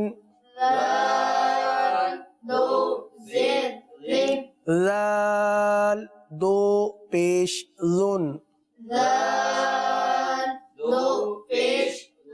لن لن لن. سرکار مدینہ صلی اللہ تعالی علیہ وآلہ وسلم کے خوشبودار اقوال سے سجا سلسلہ فرامین مصطفیٰ صلی اللہ تعالی علیہ وآلہ وسلم. حضرت سیدنا ابو سعید خدری رضی اللہ تعالیٰ سے مروی ہے، سرکار دو عالم صلی اللہ علیہ وسلم نے ارشاد فرمایا، اللہ تبارک و تعالی فرماتا ہے ان قریب قیامت کے دن جمع ہونے والے یہ بات جان جائیں گے کہ کرم والے لوگ کون ہیں. عرض کیا گیا یا رسول اللہ صلی اللہ علیہ وسلم یہ کرم والے لوگ کون لوگ ہوتے ہیں؟ تو سرکار دو عالم صلی اللہ علیہ وسلم نے ارشاد فرمایا ذکر کی محفلیں قائم کرنے والے یہ کرم والے لوگ ہیں. حضرت سیدنا انس بن مالک رضی اللہ تعالیٰ عنہ سے مروی ہے، سرکار دو عالم صلی اللہ علیہ وسلم نے ارشاد فرمایا جو قوم صرف اللہ کی رضا کے لیے خلوص نیت سے اللہ کو خوش کرنے کے لیے اس کا ذکر کرنے کے لیے بیٹھے تو ان کے اٹھنے سے پہلے پہلے آسمان سے ایک منادی، ایک ندا کرنے والا انہیں مخاطب کرتے ہوئے ندا کرتا ہے کہ مغفرت یافتہ ہو کر کھڑے ہو جاؤ کہ اللہ رب العزت نے تمہارے تمام گناہ نیکیوں میں بدل دیے ہیں. اللہ اکبر. اللہ کی رحمت کی قربان جائیے کہ بندہ اسے صرف یاد کرنے کے لیے بیٹھتا ہے، اس کا ذکر کرتا ہے، اس کی بڑائی کو بیان کرتا ہے، اس کی عظمت کو بیان کرتا ہے، قرآن کی تلاوت کرتا ہے، اللہ اللہ کی صدائیں لگاتا ہے، اس کی تسبیح و تقدیس کے لیے جمع ہوتا ہے، اس کا ذکر کرتا ہے، اپنے رب کو یاد کرتا ہے. گناہ جتنے بھی کیے تھے رب اس کے گناہوں کو نیکیوں میں بدل دیتا ہے. نبی پاک صلی اللہ تعالی علیہ وآلہ وسلم نے ارشاد فرمایا اپنے رب عز و جل کا ذکر کرنے والے اور نہ کرنے والوں کی مثال زندہ اور مردہ کی سی ہے. جو ذکر کرنے والے ہیں وہ زندہ ہیں اور جو ذکر سے اعراض کرنے والے ہیں وہ مردہ ہیں. اللہ تبارک و تعالیٰ نے قرآن مجید فرقان حمید میں متعدد مقامات پر مسلمانوں کو اپنا ذکر کرتے رہنے کا حکم ارشاد فرمایا اور جو اللہ کو یاد کرتے ہیں ان کے ساتھ مالک کائنات نے انعامات کا وعدہ بھی فرمایا.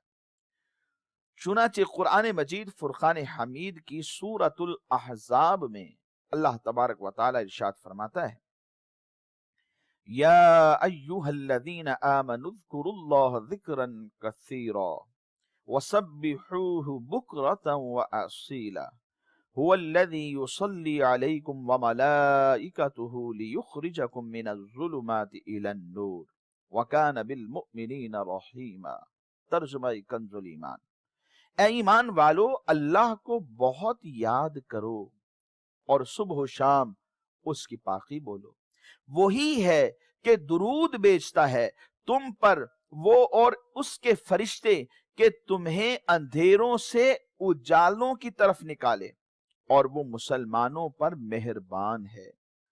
مزید سورہ احزاب میں اللہ تبارک و تعالی نے ایک اور مقام پر ارشاد فرمایا وَالذَّاكِرِينَ اللَّهَ كَثِيرًا وَالذَّاكِرَاتِ أَعَدَّ اللَّهُ لَهُمْ مَغْفِرَةً وَأَجْرًا عَظِيمًا۔ ترجمہ کنز الایمان۔ اور اللہ کو بہت یاد کرنے والے اور یاد کرنے والیاں، ان سب کے لیے اللہ تبارک و تعالی نے بخشش اور بڑا ثواب تیار کر رکھا ہے۔ ان آیات مبارکہ میں اللہ تبارک و تعالی نے اپنے ذکر کا حکم دیا۔ ذکر کا معنی کیا ہے؟ یاد کرنا۔ اور اللہ کے ولی حضرت مجدد الف ثانی قدس سرہ السامی فرماتے ہیں حقیقت الذکر رفع الغفلہ۔ فرمایا کہ ذکر کی حقیقت یہ ہے کہ یہ ذکر غفلت کو دور کر دیتا ہے، کیونکہ غفلت تو موت ہے اور یہ دل کو برباد کر کے رکھ دیتی ہے۔ حدیث مبارک میں سرکار دو عالم صلی اللہ علیہ وسلم نے ارشاد فرمایا الشیطان جاثم فی قلب ابن آدم۔ فرمایا کہ شیطان اولاد آدم کے دلوں پر قبضہ جما لیتا ہے، پس جب اللہ کا بندہ فَإِذَا ذَكَرَ اللَّهَ، پس جب اللہ کا بندہ اس کو یاد کرتا ہے تو یہ شیطان بھاگ جاتا ہے، اور جب وہ غافل ہوتا ہے تو وہ اس کے دل میں وسوسہ ڈالتا ہے۔ یعنی انسان کی غفلت شیطان کو چاہیے، جیسے ہی اس نے دیکھا کہ بندہ یاد الہی سے غافل ہے، اللہ کی بڑائی کو بیان کرنے سے غافل ہے، تو شیطان اپنا پورا زور لگاتا ہے اور اس بندہ مومن کے دل کے اندر وسوسے کو پیدا کرتا ہے۔ رسول اکرم صلی اللہ تعالی علیہ وآلہ وسلم کی سیرت پر مبنی سلسلہ سیرت محسن انسانیت کے مناظر۔ نبی کریم صلی اللہ علیہ وسلم کا یوں تو پورے سال ہی قرآن پاک کی تلاوت فرمایا کرتے تھے، قرآن پاک سماعت فرمایا کرتے تھے، اور بالخصوص نمازوں میں اور راتوں میں قرآن کی تلاوت کیا کرتے تھے۔ لیکن جب رمضان المبارک کا مہینہ آتا تو آپ کی تلاوت قرآن کی جو مقدار تھی وہ بڑھ جایا کرتی تھی، اور آپ علیہ الصلوۃ والسلام نوافل میں طویل قراءت فرمایا کرتے تھے۔ حضرت علامہ ابن حجر حیتمی رحمۃ اللہ تعالی علیہ بیان فرماتے ہیں کہ آپ علیہ الصلوۃ والسلام رمضان کی راتوں میں دیگر راتوں کی نسبت زیادہ تلاوت فرمایا کرتے تھے۔ اسی طرح نبی کریم علیہ الصلوۃ والسلام رمضان المبارک میں ہر سال سارا قرآن سناتے۔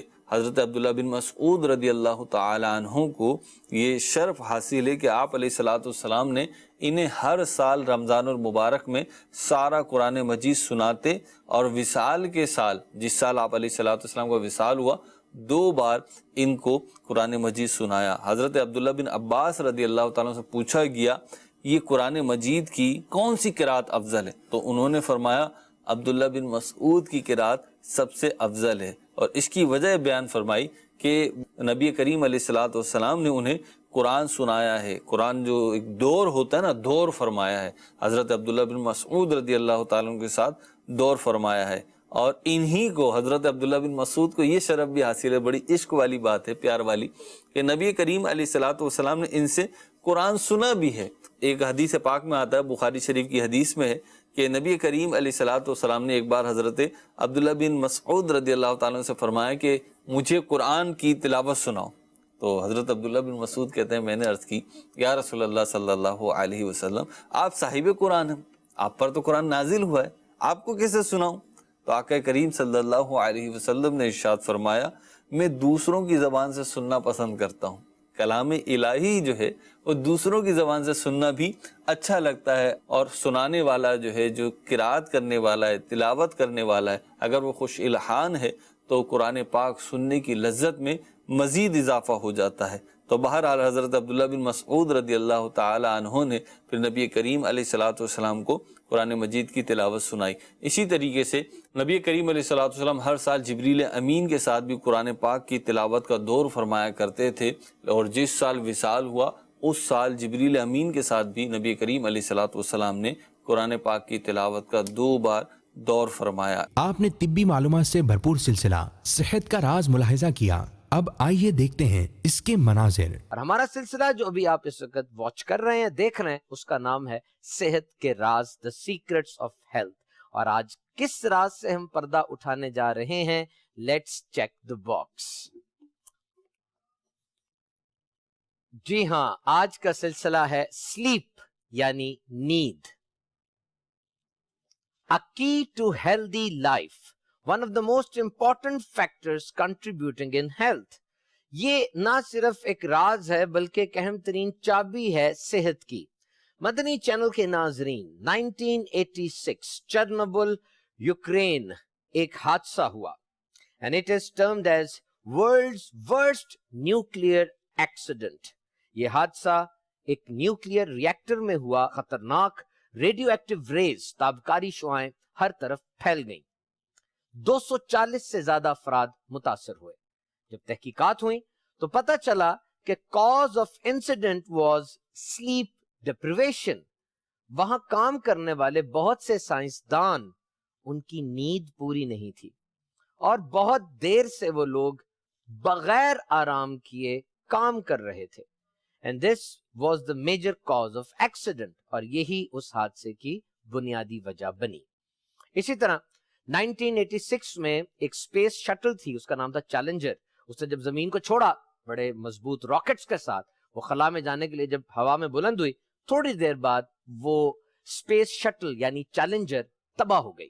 اس میں بھی کافی ہلاکتیں ہوئیں، اور جب اس کی فائنل پروب رپورٹ انویسٹیگیشن ہوئی تو پتہ چلا یہاں بھی سائنسدان مسلسل کام کر رہے تھے اور ان کی نیند پوری نہیں تھی۔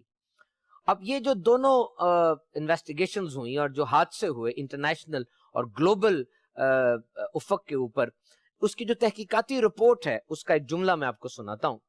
Excessive working hours without proper rest jeopardizes job performance, particularly when critical management decisions are at stake۔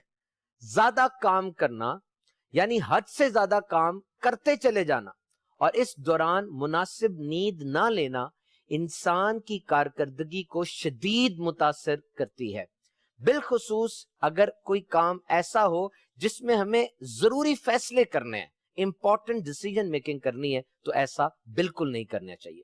Madani channel کے ناظرین، sleep is important, it's vital. انسانی زندگی میں نیند کی بہت زیادہ اہمیت ہے۔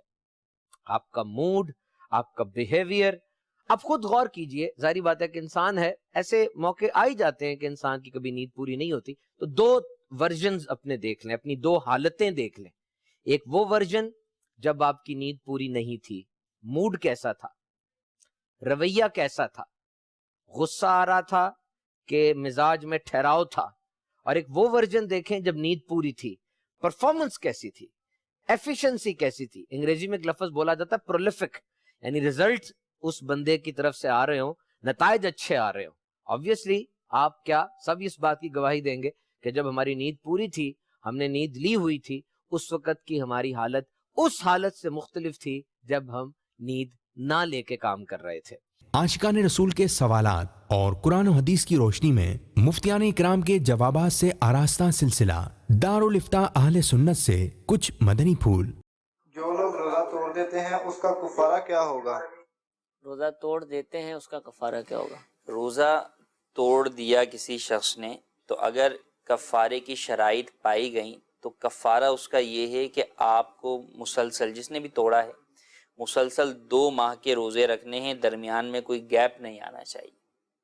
تو یہ کفارہ ہے، اسی کو جو ہے وہ کفارہ سمجھا جائے اور اسی کو ادا کیا جائے۔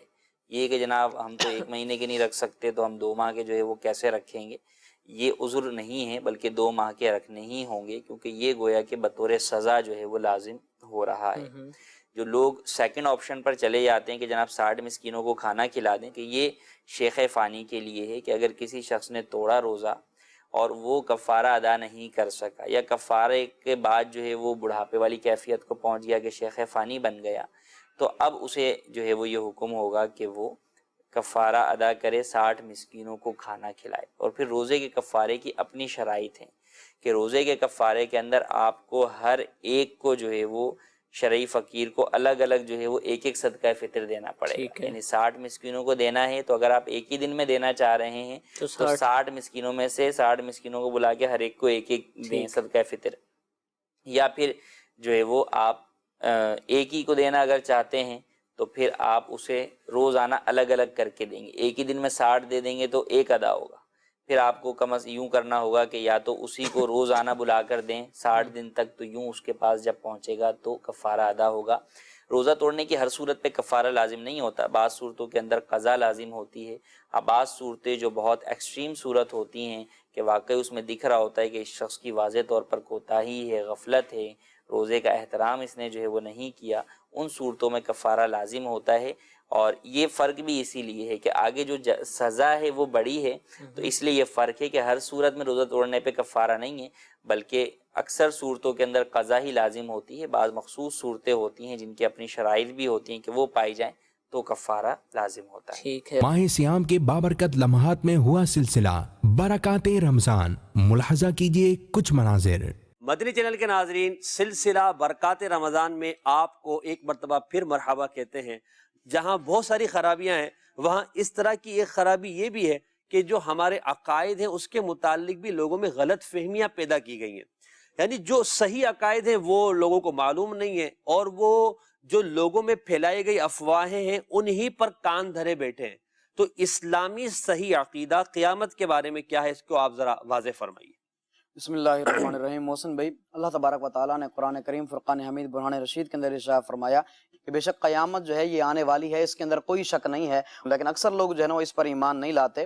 لیکن قیامت یہ اللہ تبارک و تعالیٰ نے خود واضح لفظوں میں، صریح لفظوں کے اندر بیان فرما دیا کہ قیامت آنے والی ہے، لیکن لوگوں کو اس کا علم نہیں ہے، لوگ اس پر ایمان نہیں لاتے، لیکن قیامت آنے والی ہے، اس کے اندر کوئی یعنی شک کی گنجائش ہی نہیں ہے، یعنی قیامت نے آنا ہے۔ اور قیامت کا مطلب یہی ہے، یعنی جو روز جزا ہے، کہ جیسے یعنی انسان کا مر جانا، مرنے کے بعد قبروں سے ان لوگوں کا دوبارہ زندہ کیا جانا، دوبارہ اٹھایا جانا، اور ایک میدان کے اندر ان سب کا اللہ تبارک و تعالیٰ کا ان سب کو جمع فرمانا، اور وہاں پر نیک لوگوں کو ان کے نیک اعمال کی جزا دینا، اور جو بدکار ہیں، جو گناہ کرنے والے ہیں، ان کو گناہوں کی سزا دینا۔ اور اس کے علاوہ جو اللہ تبارک و تعالیٰ اپنی مشیت کے مطابق جو فیصلے فرمائے گا، یعنی اس دن کو قیامت کا دن کہا جاتا ہے۔ یعنی ہمارے نزدیک یعنی قیامت کا یہ معنی ہے، اور قیامت جو ہے یہ ضرور قائم ہوگی، اور اس کا انکار کرنے والا، اس کو علماء کرام جو ہے وہ دائرہ اسلام سے خارج مانتے ہیں۔ کوئی کہے کہ قیامت کو میں مانتا ہی نہیں، قیامت کوئی عقیدہ ہی نہیں ہے، بس جو مر گیا اس کے بعد کچھ نہیں ہونا، تو وہ مسلمان نہیں رہے گا، یعنی وہ کافر ہی ہے جو یعنی قیامت کا مطلقاً انکار کرتا ہے۔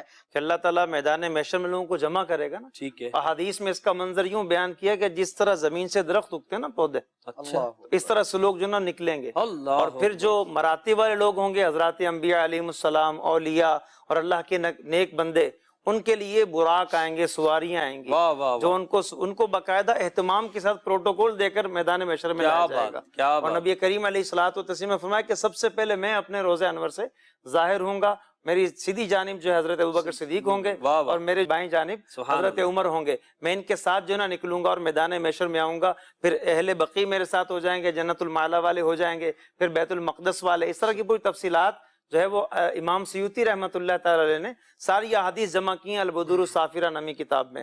اور پھر جب میدان محشر میں جائیں گے، 50,000 سال کا دن ہوگا، اس پر ہمارا ایمان ہے، احادیث میں اس کا بیان ہے۔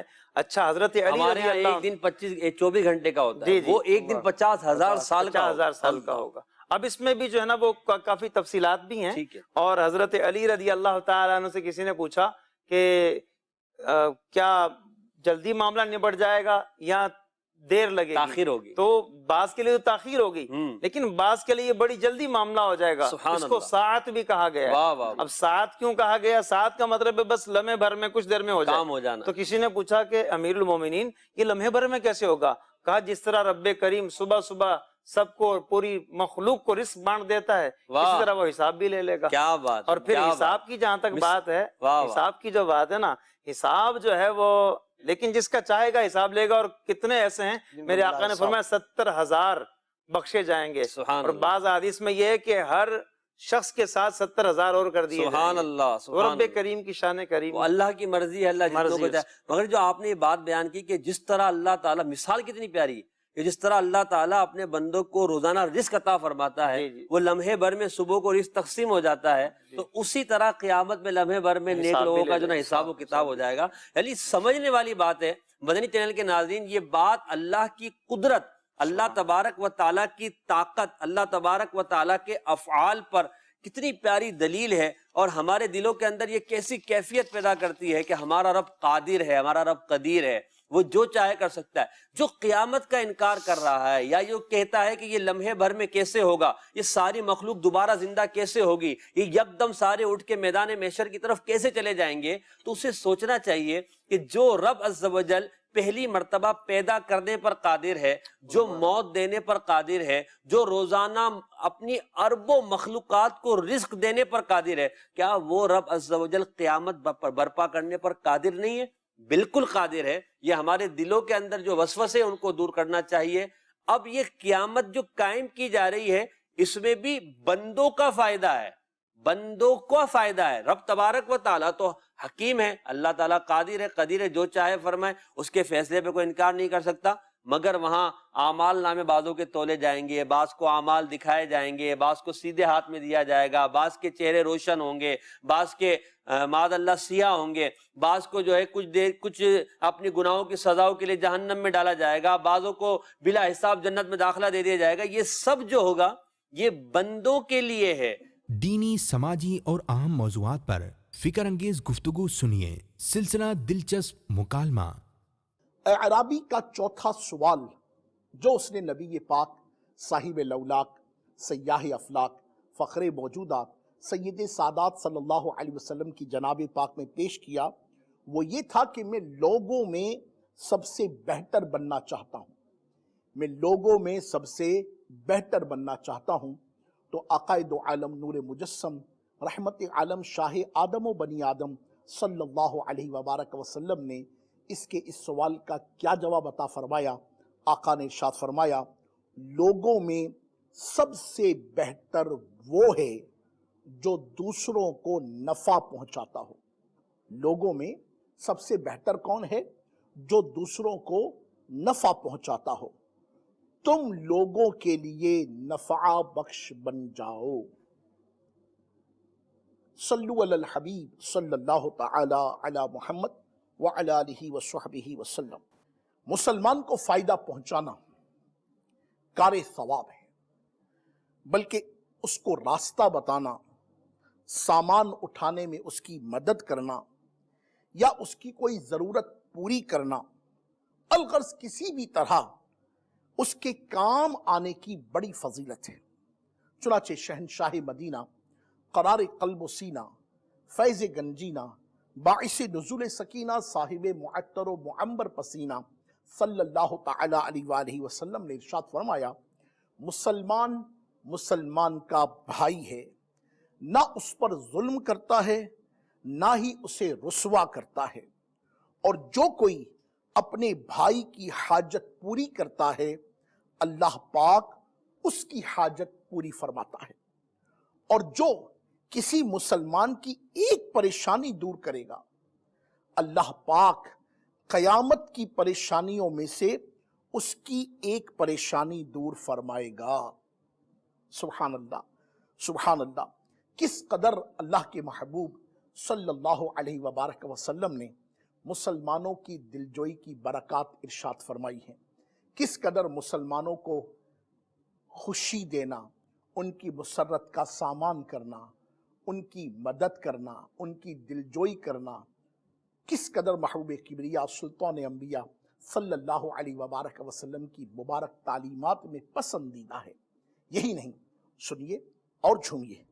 ارشاد ہوا، تیرا اپنے بھائی کے سامنے مسکرا دینا صدقہ ہے، اور بھلائی کا حکم دینا صدقہ ہے، اور برائی سے روک دینا صدقہ ہے، اور کسی بھٹکے ہوئے کو راستہ بتانا صدقہ ہے، اور تیرا کسی کمزور نگاہ والے شخص کی مدد کر دینا تیرے لیے صدقہ ہے، اور تیرا راستے سے پتھر، کانٹا، ہڈی ہٹا دینا تیرے لیے صدقہ ہے، اور تیرا اپنے ڈول سے اپنے بھائی کے ڈول میں پانی ڈال دینا تیرے لیے صدقہ ہے۔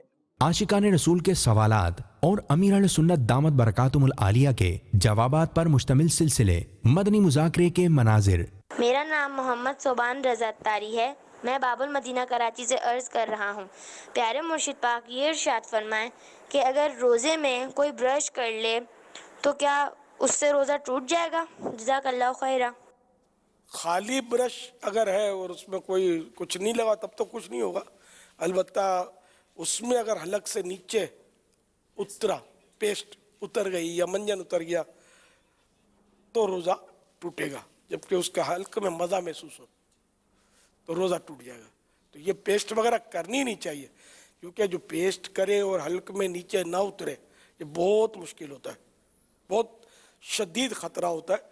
تو اس طرح روزوں کو خطرے میں ڈالنے کی بھی شریعت میں ممانعت ہے۔ صلو علی الحبیب صلی اللہ تعالی علی محمد۔ رضوان رضا ہیں، یہ سوشل میڈیا پر آپ سے سوال کر رہے ہیں کہ کیا رمضان مبارک میں عصر اور مغرب کے درمیان سو سکتے ہیں؟ عصر اور یعنی عصر پڑھ کر سونا جو ہے نا یہ مناسب نہیں ہوتا، اس میں عقل چلی جانے کا خوف ہوتا ہے، حافظہ کمزور ہوتا ہے، تو ویسے منع بھی ہے عصر کے بعد سونا، چاہے رمضان شریف ہو یا علاوہ رمضان کے۔ گناہ نہیں ہے، اگر سو گیا تو گناہ گار نہیں ہے۔ صلو علی الحبیب صلی اللہ تعالی علی محمد۔ ابھی جنہوں نے سوال کیا میں ان کا نام نہیں لوں گا، لیکن اب کیا کر سکتا ہوں، یہ سوشل میڈیا پر آپ سوال ڈال دیتے ہیں۔ جس کی بیوی جھگڑا کرتی ہو تو اس کا کوئی وظیفہ بتا دیں کہ اس کی بیوی جھگڑا نہ کرے۔ سوال اسی طرح کیا جا سکتا ہے، میری بیوی جھگڑا کرتی ہے یہ نہ کہا جائے، کہ اگر پتہ چل گیا تو پھر اس کو زیادہ جوش آئے گا، اچھا یہاں تک نوبت آ گئی اب تو چھوڑوں گی نہیں۔ اب بعض اوقات یہ اس کو لگتا ہے کہ بیوی جھگڑا کرتی ہے اور بیوی کو لگتا ہے کہ یہ جھگڑا کرتا ہے شوہر، تو تالی عموماً دو ہاتھ سے بجتی ہے۔ اس کے لیے ایک آپ کو تعویذ بتا دیتا ہوں، مگر بیوی کے سامنے نہیں بنانا اور ترکیب سے وہ تعویذ استعمال کرنا ہے۔ جب یعنی وہ تعویذ یہ کہ کاغذ میں ایک بڑا دائرہ بنائے، اس کے بیچ میں پھر ایک دائرہ بنائے، پھر اس کے بیچ میں ایک دائرہ بنائے، 3 دائرے بنانے، نہ 4 نہ 5 نہ 2، 3 دائرے۔ اچھا پھر اس کاغذ کو سیدھی طرف سے اس کو پلٹیں تعویذ کے لیے، اور اب اس کو جو نہیں تعویذ کی طرح بنا کر پلاسٹک میں اس کی کوٹنگ کر لیں اور اپنے پاس محفوظ کر لیں۔ جب آپ کو لگے کہ بیوی کے تیور اندازہ ہو جائے گا کہ اب یہ برسی، تو وہ ترکیب سے اس کو ایسا انداز میں جیسے ادھر ادھر دیکھا، منہ پھیرا، اور وہ سیدھی طرف کی داڑھوں کے بیچ میں اس تعویذ کو رکھ لیں، الٹی طرف کی طرف سے نہیں رکھنا، سیدھی طرف۔ اب وہ سیدھی طرف رکھ کر وہ جب یہ جھگڑنا شروع کرے نا تو آپ اس کو دونوں دانتوں کی گرفت میں لے لیں، اور جتنا وہ زیادہ تیز بولے نا اتنا زیادہ تعویذ کو آپ نے دبانا ہے، اللہ کرے گا ترکیب بن جائے گی۔ رکت کے ساتھ رب عز و جل سے بخشش کی بھیک مانگتے ہوئے قریب مغرب ناظرین نے ملاحظہ کیا سلسلہ دعائے افطار۔ آئیے دیکھتے ہیں اس کے مناظر۔ مولا کریم ہمیں ایسا بندہ بنا دے جیسا بندہ تجھے پسند آتا ہے۔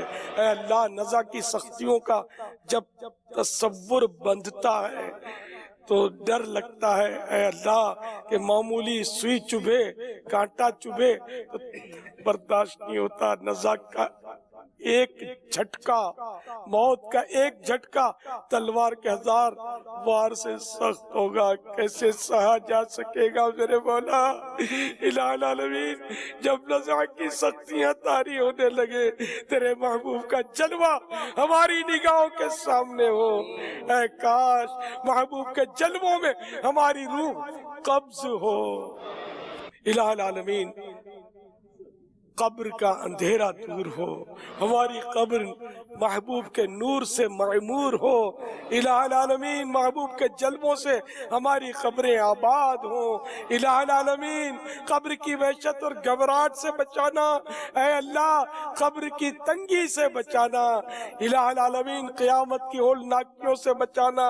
ऐ अल्लाह क़यामत में हमें दामन मुस्तफ़ा में जगह देना, अर्श के साए तले जगह नसीब करना। इलाही आलमीन, हमें जन्नतुल फिरदौस में बेहिसाब दाखिला नसीब कर दे। बिला हिसाब जन्नत में दाखिला या रब, बिला हिसाब वो जन्नत में दाखिला